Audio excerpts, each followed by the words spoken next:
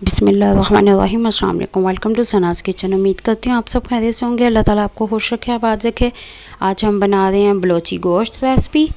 बहुत ही मज़ेदार सी रेसिपी है। तो चलते हैं रेसिपी की तरफ। इसको रेडी कर लेते हैं जल्दी से।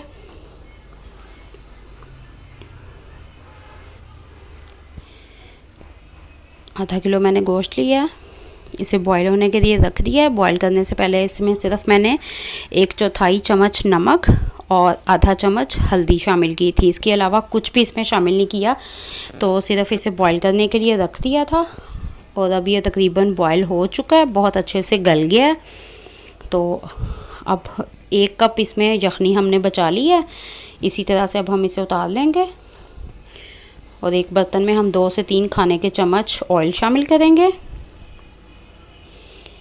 1 चम्मच लहसुन अदरक का पेस्ट शामिल करेंगे और 1 चम्मच लाल कुटी हुई मिर्च, इसे दरदरा सा पीस लिया मैंने, वो शामिल करेंगे। और अब हम इनको 5 मिनट तक अच्छे से फ्राई करेंगे ताकि इनका कच्चापन दूर हो जाए और ये अच्छे से फ्राई हो जाएं, लाइट गोल्डन सा कलर आ जाए इनमें। फिर हम इसमें नमक हस्बे ज़ायका शामिल करेंगे। आप भी अपने जायके के हिसाब से शामिल कीजिए।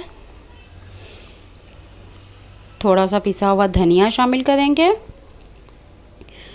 और 1/4 चम्मच हल्दी शामिल कर देंगे, क्योंकि हल्दी हमने पहले भी शामिल की है इसलिए ज़्यादा नहीं शामिल करेंगे।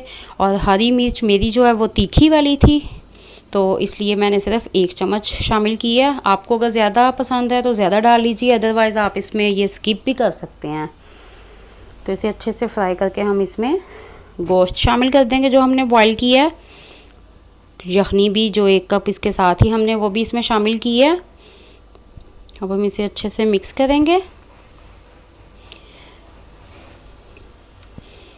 और इसे 20 से 25 मिनट तक हम इसे ढाँप कर पकाएंगे ताकि इसमें ये जो यखनी है बिल्कुल इसमें अच्छे से खुश्क हो जाए और मसालों का फ्लेवर इसमें अच्छे से आ जाए।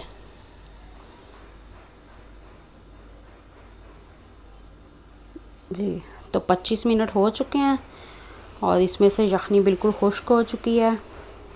बहुत ही मज़ेदार सी खुशबू आ रही है। ये तकरीबन रेडी है। अब हम इसे उतार के डिश आउट कर लेंगे।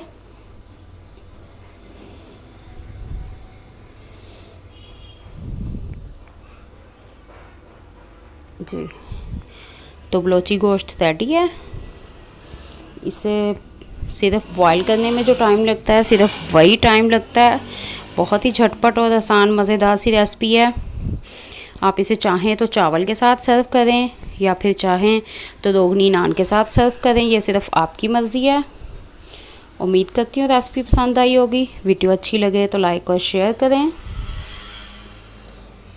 मेरे चैनल को सब्सक्राइब करें। मिलते हैं किसी अगली वीडियो में और बहुत ही मज़ेदार सी रेसिपी के साथ। तब तक अपना बहुत सा ख्याल रखें, मुझे दुआओं में याद रखें। इजाज़त दीजिए। अल्लाह हाफ़िज़।